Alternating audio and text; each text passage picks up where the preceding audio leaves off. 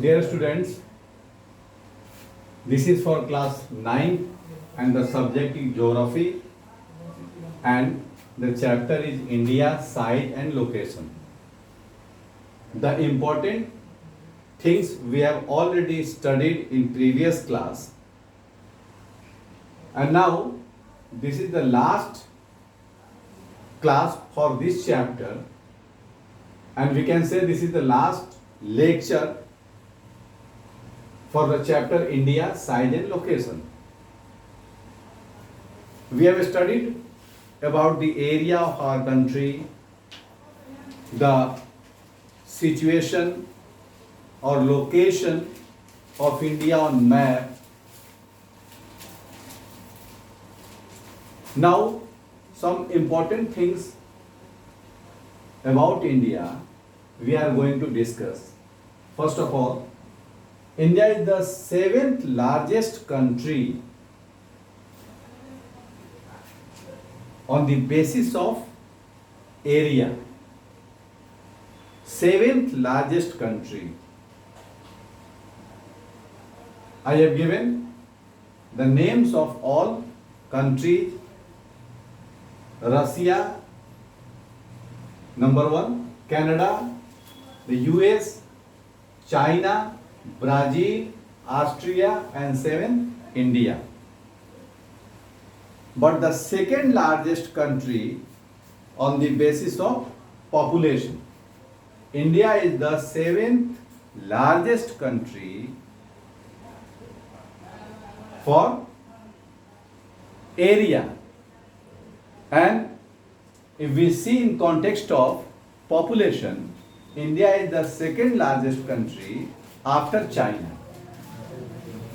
Now, India is surrounded by ocean from 3 sides, and if we see the map, we see here ocean and here ocean, and this is Indian Ocean.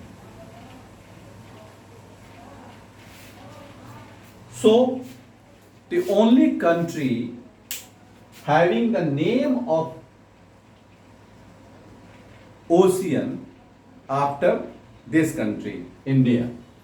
दुनिया में एकमात्र ऐसा देश India है, भारत है, जिसके नाम पर किसी महासागर का नाम है. अब इंडिया का अपने नेबर कंट्री से और दूसरे देशों से काफी पुराना रिलेशन रहा है. अगर हम रामायण की बात करें, अगर हम उपनिषद की बात करें, तो उन सब चीज़ों के बारे में हमें मिलता है. और बहुत ही पुराने समय से, बहुत पहले से हमारे देश का व्यापार उन देशों के साथ रहा है. तो ये जो आप देखते हैं, ये ट्रायंगुलर शेप इंडिया का है. ये इंडियन ओशियन में काफ़ी गहराई तक गया हुआ है, और दुनिया के जो भी देश दूसरे देश को जाते हैं या फिर व्यापार करते हैं, तो कहीं ना कहीं इसको टच करते हुए वो निकलते हैं. यानी कि एक ऐसे पॉइंट पर इंडिया सिचुएटेड है कि इंडियन ओशियन से होते हुए कहीं भी आप किसी दूसरे देश को जाते हैं तो आपको इस पॉइंट को टच करना है, यानी कि इंडिया को टच करते हुए निकलना है. तो ये इतना सेंट्रली लोकेटेड है कि इसका अपना एक इम्पोर्टेंस है, और ये सभी देशों से व्यापार को करने में सक्षम है और रहा है पहले से. The countries of Europe in the west and the countries of East Asia are connected by the trans-Indian Ocean routes, which provide a strategic central location to India. India has the longest coastline on the Indian Ocean than the other countries. दूसरे देशों की तुलना में सबसे बड़ा समुद्री किनारा यानी कोस्ट लाइन इंडिया का है. और जो भी आप चाहे यूरोपियन कंट्री से देखें या मिडिल ईस्ट से देखें, आप इंडिया को टच करके ही जा सकते हैं. इसलिए इंडिया का व्यापार सभी देशों के साथ रहा है, और इसी स्ट्रेटेजिक पॉइंट के चलते इंडियन ओशियन का नाम भी इंडियन ओशियन है, यानी कि इंडिया के ऊपर है, और ये एक बहुत बड़ी बात रही है. अब हमारे देश से बहुत सदियों से मसाले, मुस्लिम और बाकी मर्चेंडाइज का व्यापार दूसरे देशों को होता रहा है. ऐसा नहीं कि दूसरे देश से हमारे यहाँ नहीं आते रहे हैं, लेकिन ये व्यापार चलता रहा है, बहुत पहले से चलता रहा है. और सबसे बड़ी बात यह है कि इंडिया ने मैक्सिमम कंट्रीज को, जिसको भी उसने रिलेट किया, उन सभी देशों के कल्चर को भी अपने साथ जोड़ा, और इसीलिए हमारे यहाँ जो है वो मल्टी कल्चर है, यानी कि जो हमारी विविधताएं हैं इतनी ज़्यादा हैं जो दुनिया में कहीं और देखने को नहीं मिलती हैं। एक कहावत कही जाती है कि कोस कोस पर पानी बदले 4 कोस पर वाणी। मतलब हमारे यहाँ हर कुछ दूरी पर डायलेक्ट बदल जाते हैं, लोगों का तौर तरीका बदल जाता है, खान पान बदल जाता है। इतनी डाइवर्सिटी हम दुनिया के किसी भी देश में नहीं देख सकते हैं जितना हम इंडिया में देखते हैं। अब एक बहुत इंपॉर्टेंट क्वेश्चन आता है कि इंडियन ओशियन का नाम ऐसा क्यों पड़ा है या इंडिया के नाम पर क्यों पड़ा।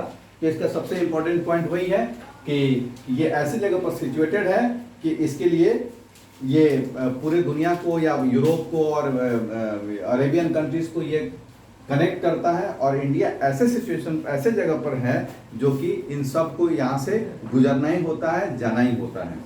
इसके बाद अगर हम बात करें तो इंडिया के नेबरिंग कंट्रीज की, तो नेपाल है, श्रीलंका है, म्यांमार है, बांग्लादेश है, पाकिस्तान है और अफगानिस्तान है।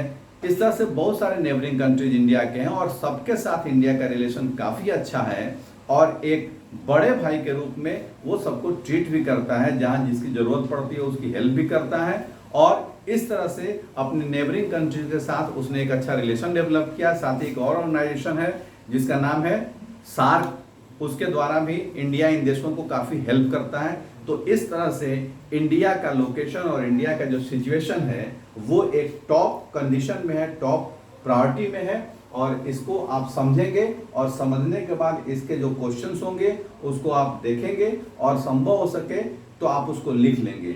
अगर किसी तरह का कोई प्रॉब्लम आपको फील होता है तो आप अपने डाउट को लिख भी सकते हैं, मैसेज भी कर सकते हैं, या डायरेक्टली फ़ोन करके भी आप पूछ सकते हैं।